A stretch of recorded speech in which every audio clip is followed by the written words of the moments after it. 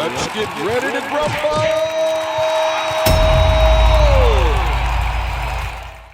Hey, man, so, this MMT thing, man, it sounds all right, in theory. But, private Federal Reserve and, other crazy shit like that, man. Come on, man. What's this MMT thing? Is it real? Is it a psyop? What is it, dude?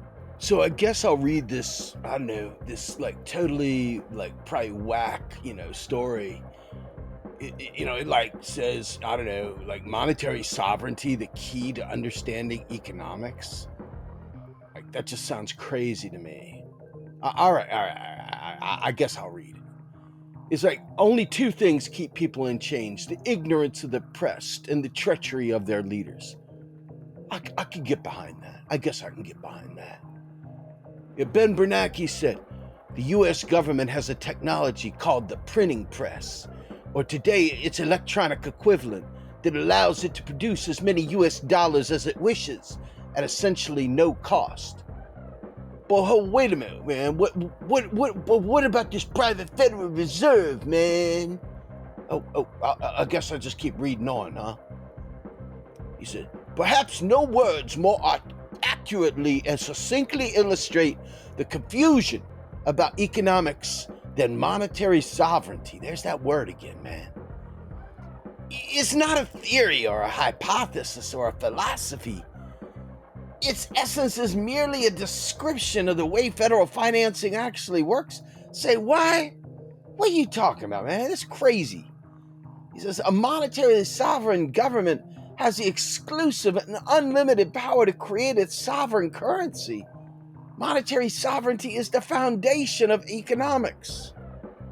How come they always be telling me something different? How come they always talking to me about taxes, taxpayer dollars and shit? He says the United States is monetarily sovereign, but what about all them LOL libertarians that be telling us all this shit about the private Federal Reserve? I don't get it. Man, it's something whack. Something is whack. He's like, the United States is monetarily sovereign, has the exclusively unlimited power to create the dollar? China, Canada, Australia, the UK, and Japan are monetarily sovereign?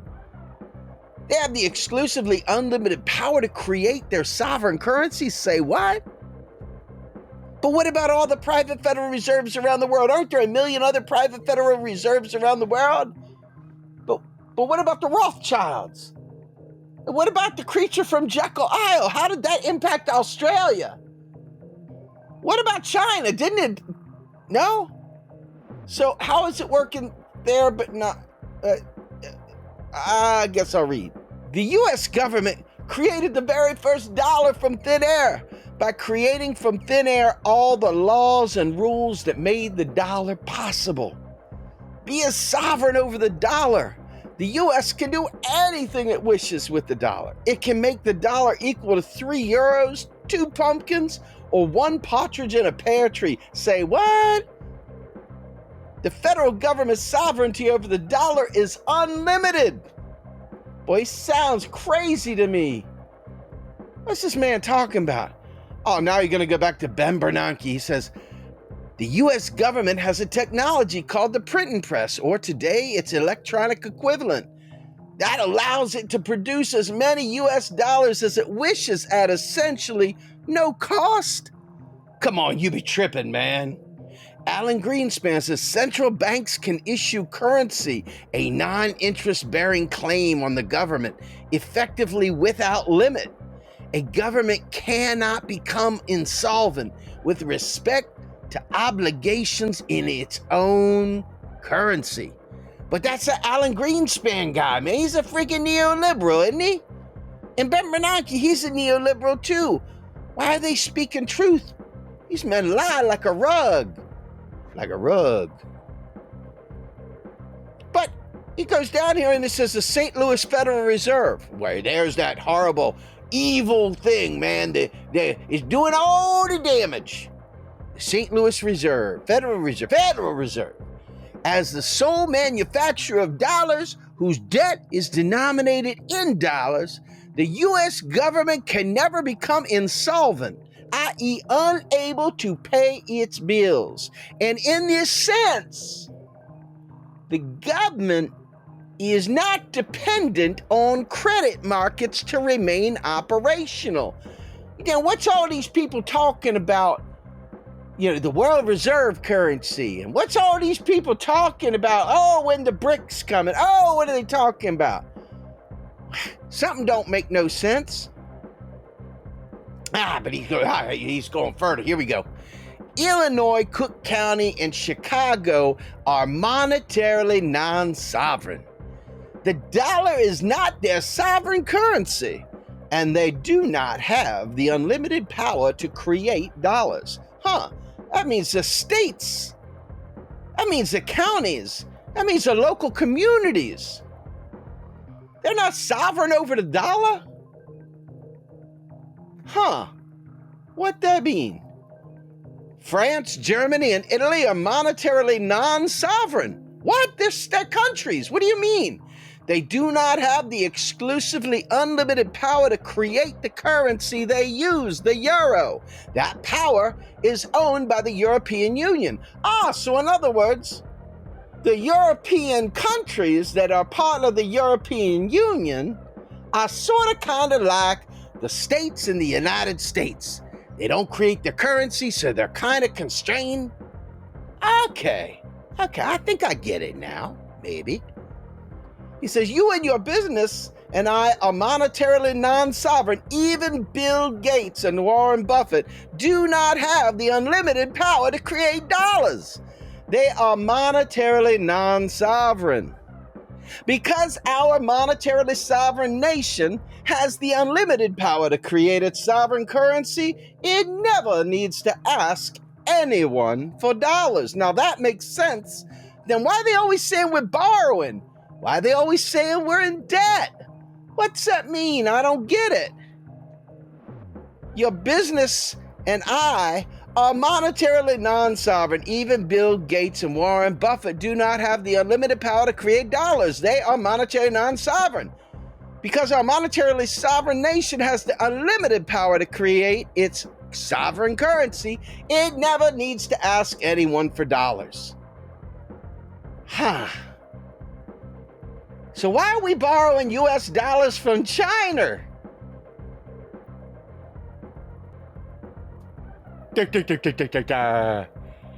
Doesn't make sense. Doesn't make sense. Can you help me out with this? I'd be happy to help you with that, Sonny. Give me the microphone. Thank you. Well, let's see where you left off. It says, it doesn't need to tax or borrow, and it can never be forced into insolvency. It can pay any dollar-denominated invoice of any size at any time. In fact, the federal government creates money by paying its bills. The U.S. has created many trillions of dollars simply by pressing computer keys, and it will continue to do so. It does not owe anyone for creating these dollars. The U.S. government cannot live beyond its means. It only has no means to live beyond what? It has no means to live beyond? Wait a minute, hold on now. How come they always say we ain't got no money for health care? How come they're saying they ain't got no money for anything else? Wait a minute, hold on, I'm confused like you, son. It doesn't make no difference to me, I don't get it. Help me understand, can you help me understand? Yeah, I'd be happy to help you. I do declare we got a problem here, my friend. Let's take a look. Let's see what we say. He said, the U.S. government cannot live beyond its means. It has no means to live beyond. By contrast, if the debts of France and Germany et al. Exceed their ability to obtain euros, they, as monetarily non-sovereign nations, could be forced into insolvency. They did not create the euro, nor do they have the unlimited ability to pay euro-denominated bills. So something's different there, right? The bills that can be paid for with US dollars appear to be different when spent by the federal government who creates them than it does when the states or these other characters try to spend them, because they are not the creators of those dollars. Okay, I think I get this now. So what you're saying is everything about your personal finances, debts, deficits, spending, affordability, savings, and budgeting are inappropriate to federal finances? For this reason, your personal intuition about U.S. finance is likely wrong. Because the U.S. cannot be forced into insolvency. None of this nation's agencies can be forced into insolvency. The U.S. Supreme Court, fuck them motherfuckers, right? The U.S. Supreme Court, they are about some motherfucking people sitting there trying to tell a woman what she can and can't do. You know what I'm saying? You feel me, girl? You feel me over there? Oh, yes, I do. I feel you, baby. But it makes the neck get moist. It makes it feel a little moist. But what I'm reading here doesn't make a whole lot of sense, sir. He's saying because the U.S. cannot be forced into insolvency, none of the nation's agencies cannot be forced into insolvency. What?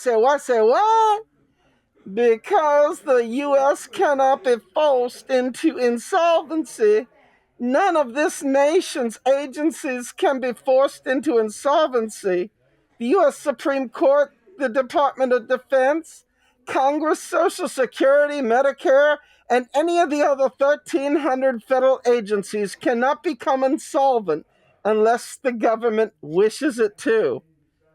It still seems so weird. How can they say we're broke, and yet at the same time, they're always ranting and raving about how we can't do nice things, but then the minute that fine young man from Ukraine decides that he wants to play Superman as he takes on those horrible Ruskies, oh my, but they always find money for that, but they can't seem to find any money.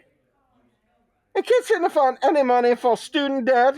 They can't find any money for the Green New Deal. They can't find any money for anything else, but yet you're telling me they can't go insolvent. I don't understand. I don't understand at all. Not at all, little boy.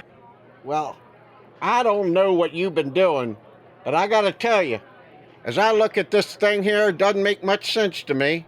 It really doesn't make much sense to me. And you know why it doesn't make much sense to me? It doesn't make much sense to me because as I read this thing, it sounds a little bit different, doesn't it? A little bit different. Let's go ahead and take a look here. What he's talking about, I do declare, it does look a little different, doesn't it? He says, all the talk about Social Security or Medicare or running short of dollars is even misguided. Even if FICA were eliminated, Social Security and Medicare would not need to default on their obligations unless Congress wished it. They can pay benefits forever. So what's all this FICA shit? Oh, the unlimited ability to create money is an uncontested fact for monetarily sovereign nations. What? Although at any given time, economic growth, inflation, deflation, recession, depression, and social factors may influence a nation's decision to create money. A monetarily sovereign nation even can choose to declare insolvency. What? Oh my goodness. For various reasons, but this would certainly be arbitrary matter of choice, not a forced necessity. An example would be Congress's failure to raise the debt ceiling. This could force the U.S. into insolvency. So in other words, them some bitches in Congress that have to force it, well, that makes sense. Them some bitches probably do it anyway. There are those who do not or do not wish to understand the implications of monetary sovereignty. You never will see that term on such a dead hawk websites as the Committee for Responsible Federal Budget or the Concord Coalition or the Pete Peterson Foundation or any of them other some bitches out there talking about the national debt. If you go to these sites, you'll see federal debt described in the same terms as personal debt, as an unsustainable obligation. While the debt can be unsustainable for you and me, businesses, states, cities, counties, and the monetarily non-sovereign EU nations, no dollar debt is unsustainable for the U.S. government. Dead hawks suffer from anthropomorphic economics disease. The false belief that the federal finances are like yours and mine. Well, declare I could not possibly give that fine young man in the Ukraine $40 billion or $400 million. So I know the U.S. government's different than my budget. That's for damn sure. That's for damn sure. But you know what? The U.S. was not always completely monetarily sovereign, it says here. Prior to 1971, the U.S. was on the gold standard. That would be the Bretton Woods Accord. I do believe a worldwide dollar-denominated gold type standard. It had a sovereign currency, but it did not give itself the unlimited ability to create that currency. Since every dollar needed to be backed by an arbitrary amount of gold, no dollars. The amount of gold needed to back the dollars was arbitrarily determined by Congress and the president, and that requirement could be changed at any time by Congress and the president. A fact often forgotten by them fucking gold lovers, them gold bugs.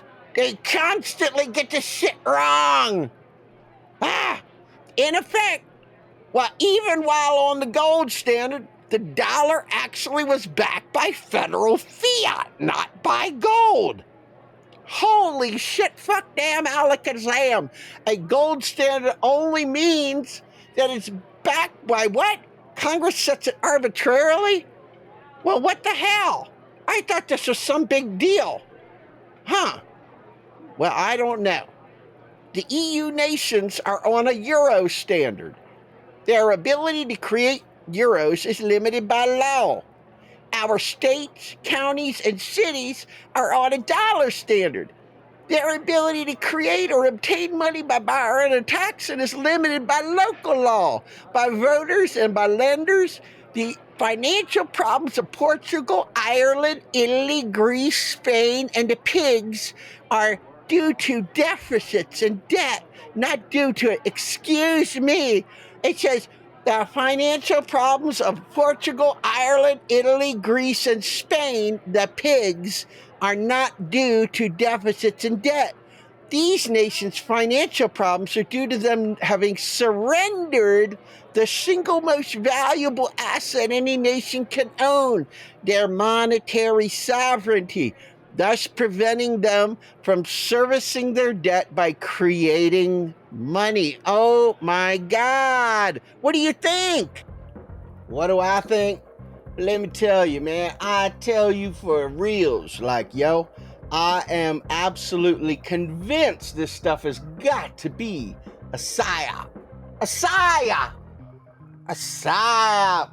A creature from some foreign country.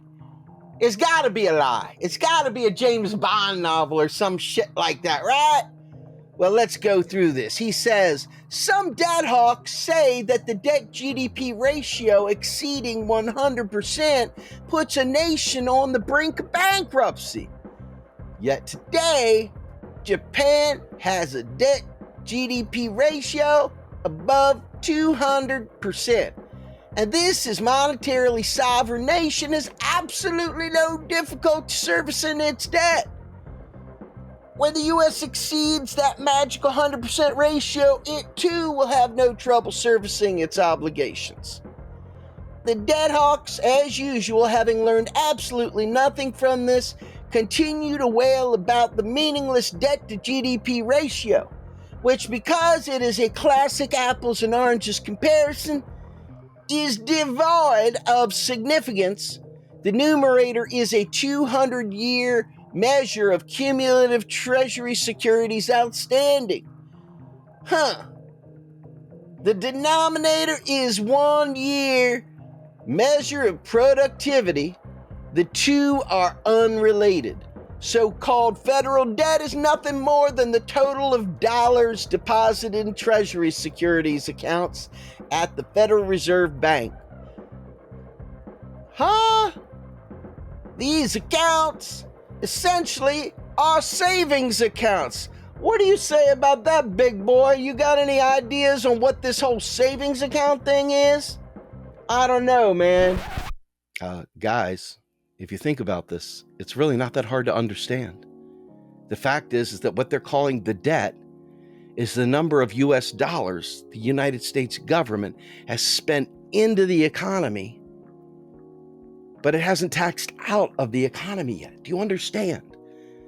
So that's all the debt is the sum total, the net money supply is all it equals. There's nothing scary about it because it's debt denominated in US dollars, which we create freely. We are a currency issuer as opposed to a currency user. Does it make any sense now? Does it make any sense at all? Any of you guys? You guys have been reading this article. Is it making any sense to you at all yet? Hello? Anybody? Anybody? Well, you and your fancy speech over there, boy, I don't get it. Some tells me there's a little bit more to this story, but it seems like you're perfectly content telling us that people are just simply buying Treasury securities with existing US dollars created by the US government. And why are we freaking out about it? Doesn't seem like that makes any sense. Does it make sense to you, April? April. Oh, Opal, excuse me. Does it make any sense to you? It doesn't make any sense to me. How about you, Jonah? Make any sense to you? No? It doesn't make any sense to me either. It seems like a crazy thing because we've been led down this primrose path. We are suddenly going to be stuck carrying debt to our grandchildren. But it doesn't sound like that's the case at all. Who's the fucking liar? Who the fuck's liar? Liar! Who's lying? Somebody's lying. Who's lying? Is it you lying over there? I don't know, man. Who's lying? It's a great question. It's a bunch of people lying, right? Economists get paid to lie. The orthodoxy has been telling everybody these things like Santa Claus is going to leave a lump of coal in your stocking. And it's suddenly going to make you change your behavior, right? Bankers wanted you to not know the truth forever. Classical economists had a bone to pick. Milton Friedman was trying to get rid of the New Deal. The stories you've been hearing about taxpayer dollars come from the very people that fucking hate the New Deal. It makes sense to you yet? These people are not just ignorant. They don't just not know. They know you don't know. They know you don't know. And they know you don't know. So what do? They go ahead and carry the lie forward. Remember what this guy said, this article here. He said the thing that keeps us in chains is the ruling class lying to them, this lie. And they've kept it under wraps. When they removed this from the Bretton Woods Accord in 73, income inequality went like this. Not because it has to be that way. When you have bad guys using medicine, that medicine turns into poison. When you have good guys using medicine, people get healthy, people get well. When you have pharmaceutical companies doing it, no one wins, right? Anyway, do you understand now? Does that make any more sense to you? Well, I guess I suppose it does. I guess I suppose it does make some sense. Let me finish reading this article though. See if we can come up with some more ideas. And so what wait a minute, hold on. Do you mind if I go ahead and reread that thing? Because your little monologue was very special and very cool, but it made me lose my place. Is that okay? Is that okay? Okay. So some dead hawks say that debt to GDP ratio exceeding 100% puts a nation on the brink of bankruptcy. Yet today, Japan has a debt to GDP ratio above 200%. And this monetarily sovereign nation has absolutely no difficulty servicing its debt. Japan, tiny little island Japan, and they're saying the problem with the U.S.? Somebody's fucking smoking some crack. Somebody's fucking smoking some crack. Something's wrong. They're lying to us. How is it that the greatest nation on earth, with all these vast resources, how in the world could we be broke? It's not the pieces of paper, damn it. It's the real resources. Am I starting to get this? It seems like I'm getting it. So he says, when the U.S. exceeds the magical 100% ratio, it too will have no trouble servicing its debt obligations. The deadhawks, as usual, have learned nothing from this, continue to wail about the meaningless debt to GDP ratio, which, because it is a classic apples and oranges comparison, is devoid of significance.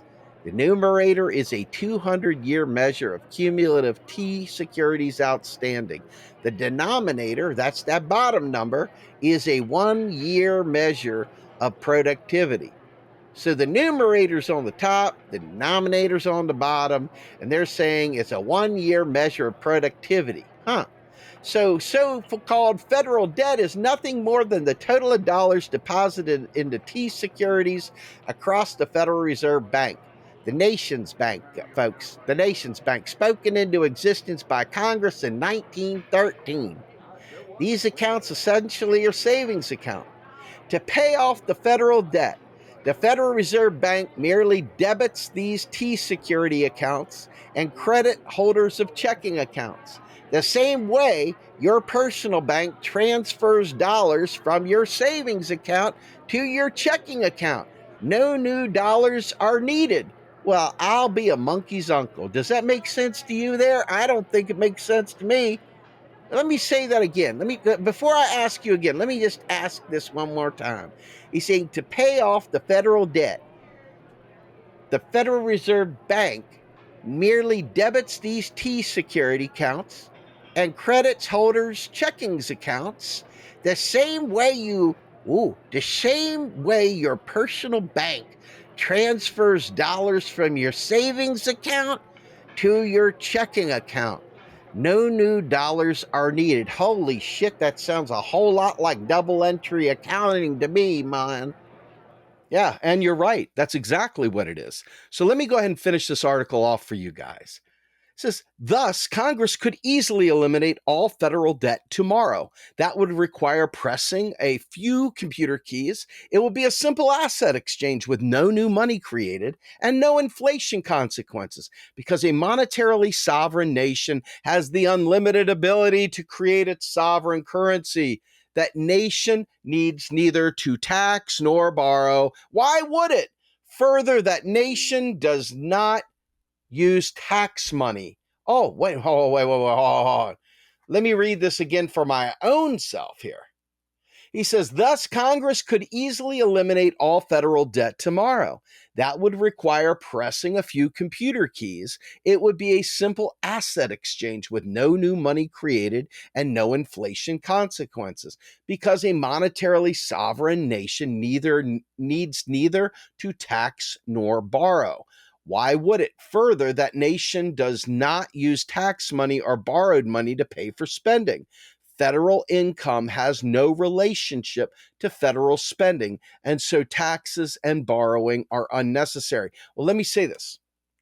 Where this article gets wrong is that, of course, the nation needs to tax, or at least it needs fines, fees, and penalties, or some obligation, some debt obligation to maintain the monopoly power of the currency. If it doesn't, then it loses its value. That's the key. It loses its purpose, because the dollar is nothing more than a tax credit.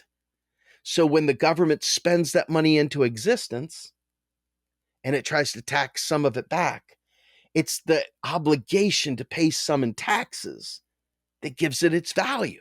Does that make sense? It's not oil. It's not chicken necks. It's not gold.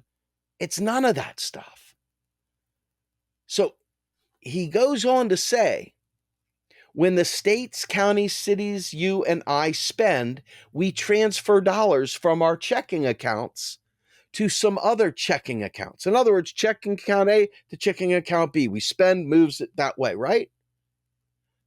So when the federal government spends, it creates new dollars. Starts it there, creates new dollars, spends it into these accounts.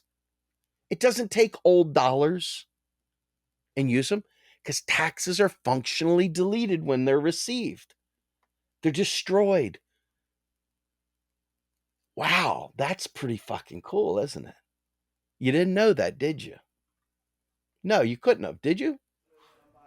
Well, thank you. No, it doesn't. It's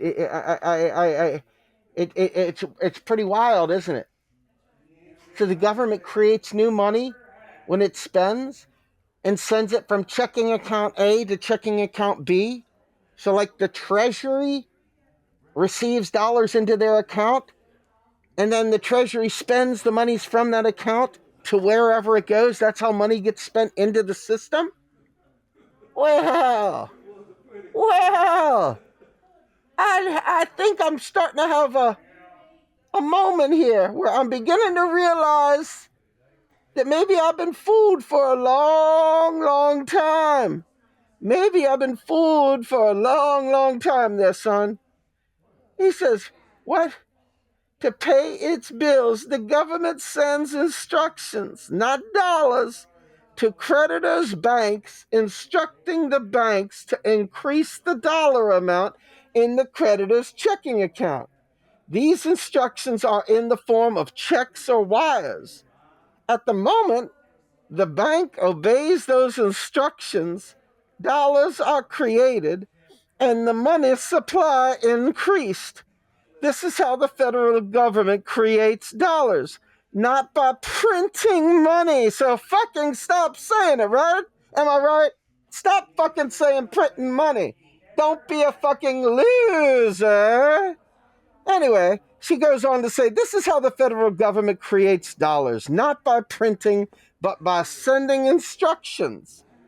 If the U.S. federal taxes and borrowing fell to zero or rose to 1 trillion, neither event would reduce by even 1 penny the federal government's ability to create the money to pay any sized bills. Now, I will tell you what you just said to me, young man.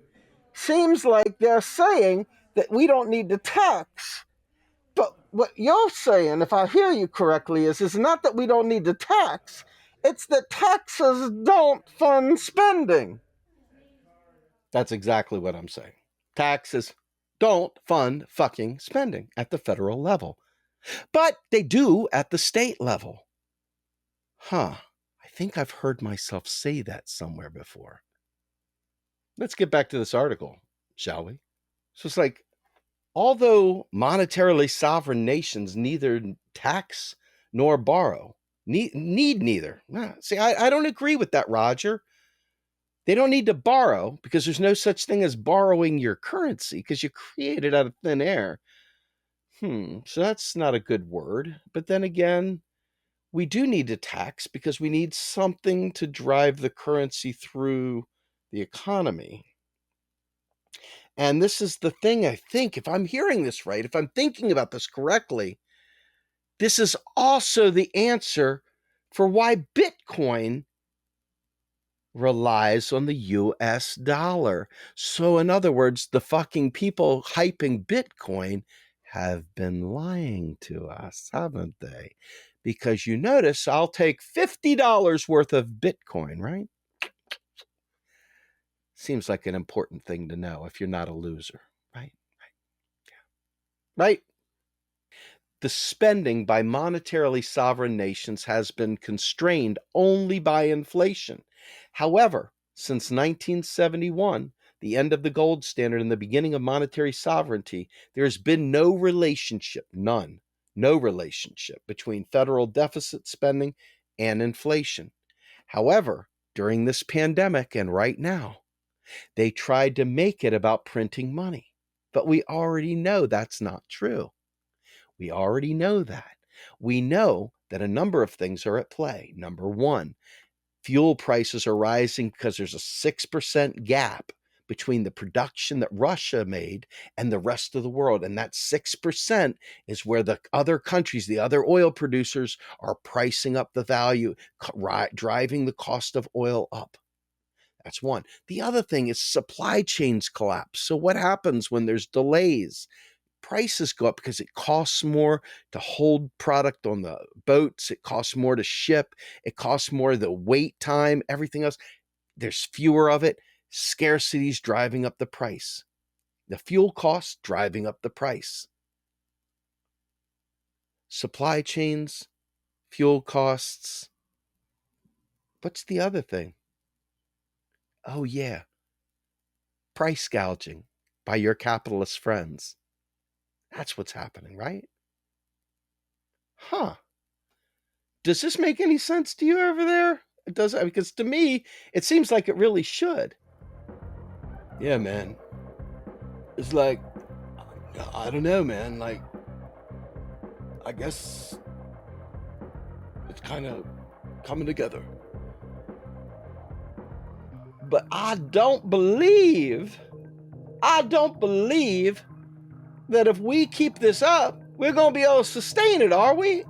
Are we? Well, let me get back to the article. How about that, sir? So he says, although monetarily sovereign nations need neither tax nor to borrow, they may choose to do for reasons unrelated to financial need. Well, I believe the man done got back on track right there. He was kind of saying some sketchy things a minute ago, but it sounds like he's back on track. It says, although monetarily sovereign nations need neither tax nor borrow, they may choose to do so for reasons unrelated to financial need. The spending by monetarily sovereign nations has been constrained only by inflation. However, since 1971, the end of the gold standard, and the beginning of monetary sovereignty, there's been no relationship between federal deficit spending and inflation. I see what you mean by the pandemic. You make sense. I get it, my man. I understand what you're saying. These sumbitches have been lying to us. He says, hold on. He goes, because taxes do not pay for federal spending. Oh shit, my mind's about to be blowing up. He's about to say something crazy. He goes, FICA does not pay for Social Security benefits. FICA could and should be reduced to zero, and benefits could even be tripled. And this would not affect even 1 penny the federal government's ability to pay Social Security benefits. I think we're on to something here, son. He says, recently the federal government made a profit on its purchase and sale of corporate stock.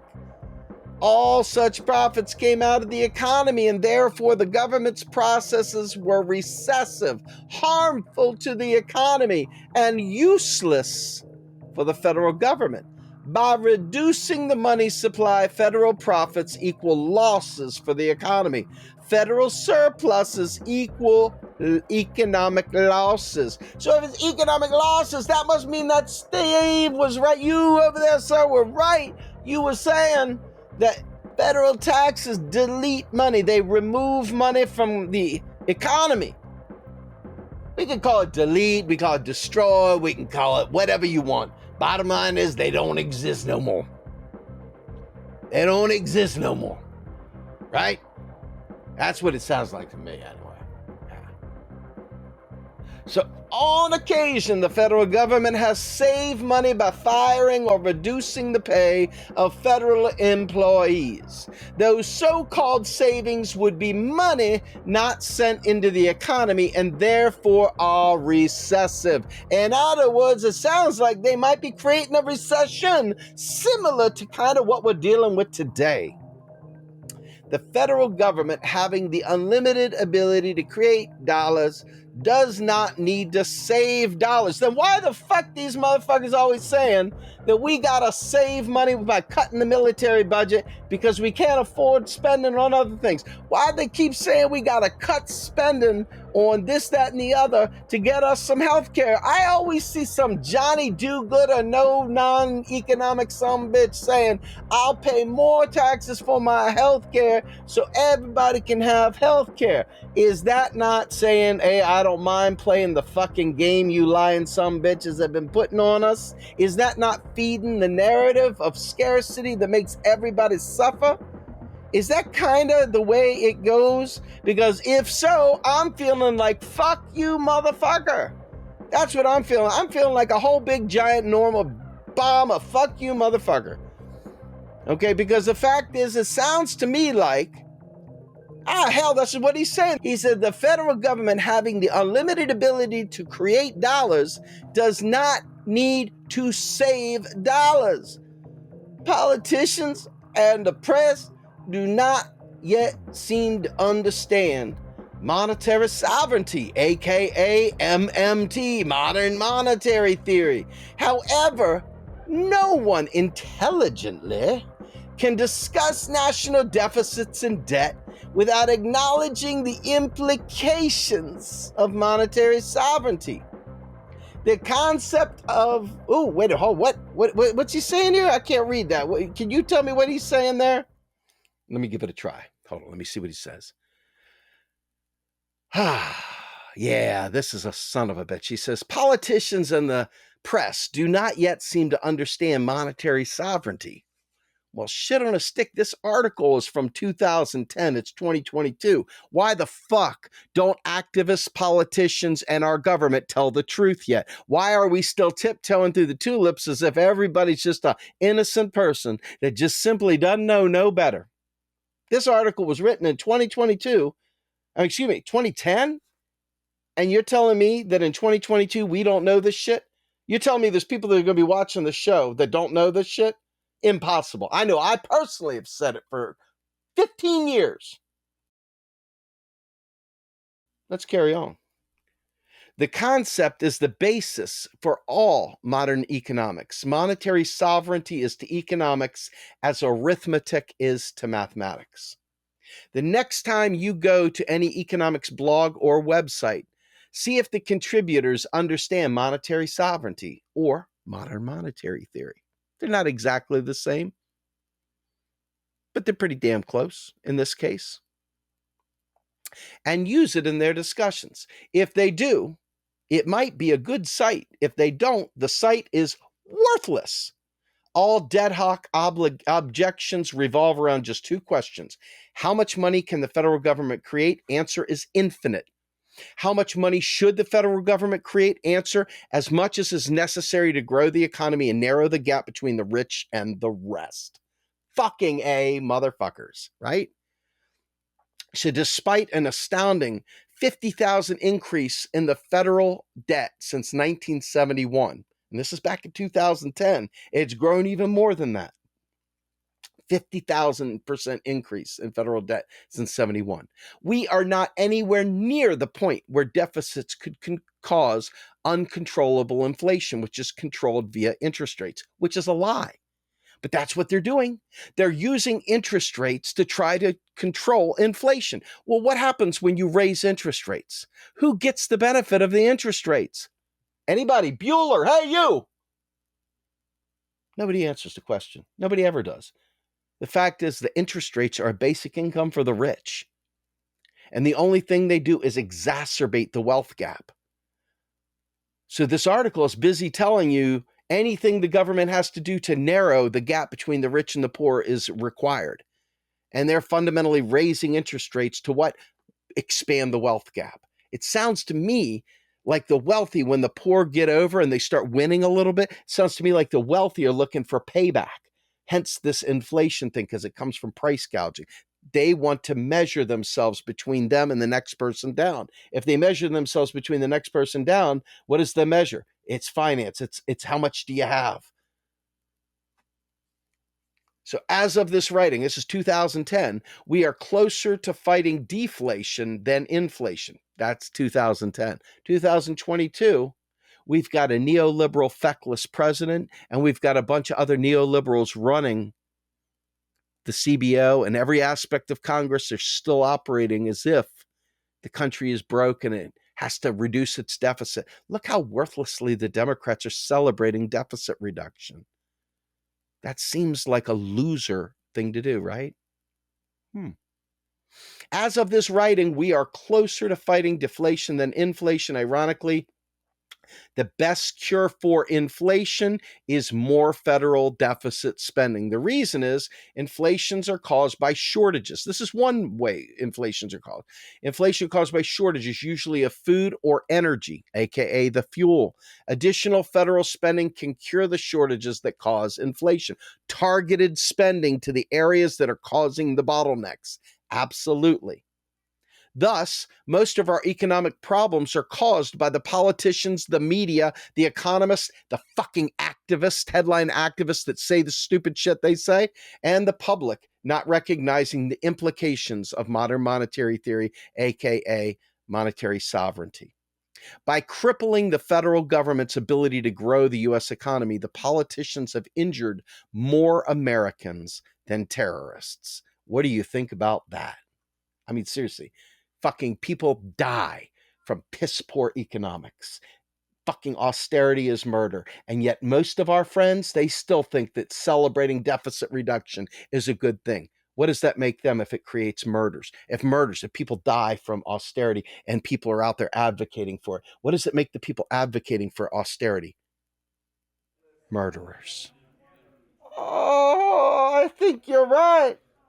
I think that might make them a motherfucking murderer. A motherfucking murderer? If you want to go ahead and cut the deficit, that makes you a murderer? Am I getting that right? Oh my. Well, shit. I guess you could say my libertarian friends are going to be pretty pissed off at me for buying into this MMT shit. Because straight up, I ain't never heard nothing but a bitch slap of truth like that in my life. And nothing but a bitch slap of truth in my life. Taxes literally cannot fund spending, can they? And that tells me that inflation is not caused by printing no motherfucking money. So why the fuck do these some bitches say that shit? Is this the Milton Friedman strain? Well, how come... Wait, hold. If that's the case, then how come these some bitches celebrate Milton Friedman while simultaneously asking for that dumb motherfucking UBI thing, huh? Oh, is that another podcast waiting to happen down the road? Okay, I'll keep my reserve for them turning us into consumption units. I don't want to be no motherfucking consumption unit. You hear what I'm saying? Oh yeah, I hear what you're saying, all right. I think that ultimately, if they're gonna go ahead and do this whole thing and act like we ain't got no money, act like it's gonna cause inflation, ever motherfucking say they're printing money, smack, smack, smack, why would they say printing money? It sounds like somebody needs to drop the elbow of truth on them motherfuckers, because they don't know nothing about no econ apparently. So I am sold. This is so important to understand. Thank you there, Mr. Steve. Oh, I see Miss Tuttle went away. That's okay.